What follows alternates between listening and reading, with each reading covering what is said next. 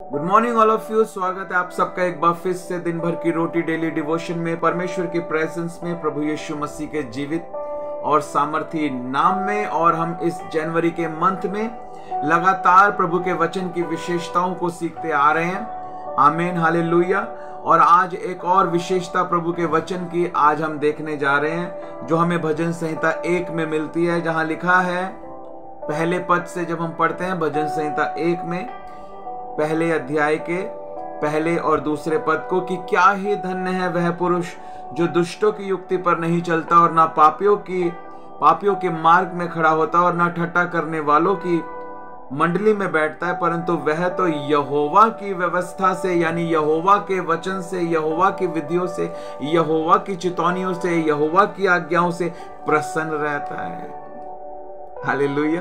प्रसन्न रहता है वो कि प्रभु ने मुझे आज्ञा दी है, वो खुश रहता है। प्रभु की आज्ञाएं हमने पढ़ा भजन संहिता 119 में कि मेरा सुख मूल है, ये मेरी खुशी का सीक्रेट है। आज क्यों प्रभु ने कहा, हम सोचते हैं हमारी खुशी के लिए कहा प्रभु ने, हमारे भले के लिए कहा है प्रभु ने।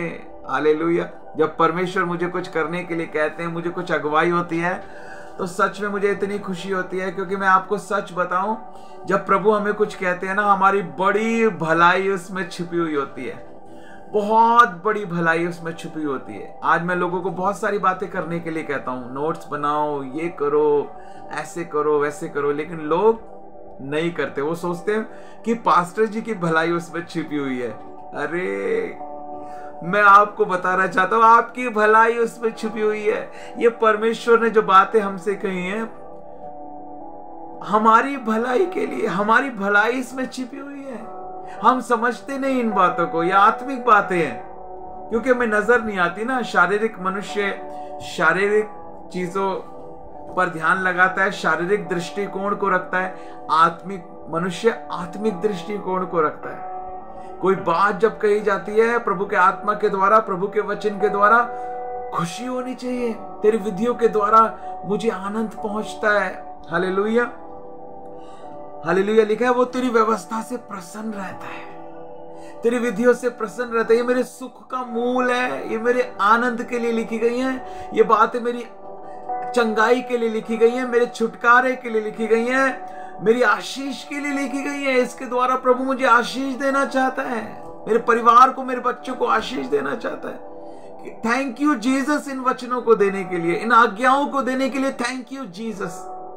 ऐसा हमारा दृष्टिकोण, ऐसा हमारा एटीट्यूड होना चाहिए। कैसे होने चाहिए हम और कैसे हैं। हालेलुया। Thank you Jesus. हम देखें अपने आप को। लिखा है व्यवस्था से रात दिन प्रसन्न रहता, उसकी व्यवस्था पर रात दिन ध्यान करता रहता है। Hallelujah. Thank you Jesus. Hallelujah. और जब हम ऐसा करते हैं तो लिखा है कि हमारे जीवन में फल आते हैं। फल आते हैं, वो उस वृक्ष के समान बन जाता है जो बहती नाली के किनारे लगाया जाता है, जो अपनी ऋतु में फलता है, जिसके पत्ते कभी मुरझाते नहीं, उसका मुंह कभी लटकता नहीं, उसका मुंह कभी मुरझाता नहीं, उसके पत्ते कभी मुरझाते नहीं। और जो कुछ वह पुरुष करता है वह सफल होता है। फल आते हैं जीवन में। यदि मेरा वचन तुम में बना रहे तो तुम फल लाओगे मेरे लिए। Hallelujah. Thank you Jesus. Hallelujah.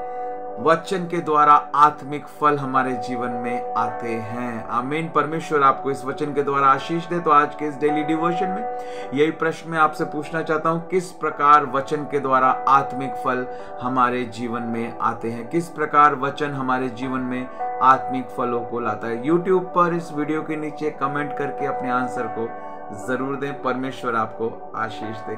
God bless you.